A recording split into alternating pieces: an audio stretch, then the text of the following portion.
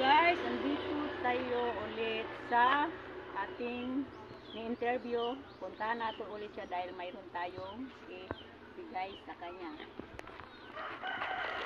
Ayo!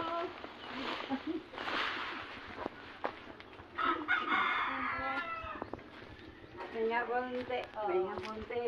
Nami diri ron, nami diri kay tungod nami maihatag nga gamayng tabang sa naghatag ng sponsor o pinangunahan dito ni Ma'am Sally Janry na may imong pang istorya tinga na niabot nga gamay blessing para sa imong kagalingon.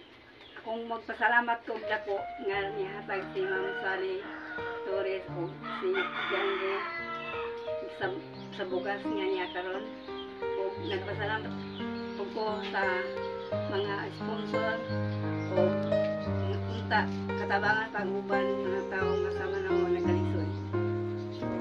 Usa pa nga so guys, muna iyang gikuan nga masaya siya na nakatanggap siya ng konting blessing nga karong ngayong araw na to nga hindi niya inasahan nga darating sa kanya na masaya siya at na marami pa sana kayong matulungan nga iba nga tulad nito ni Daim Norma nga kinailangan din sa araw-araw kasi pinaka-importante yun ang pang-araw-araw nga bigas kahit may sugat.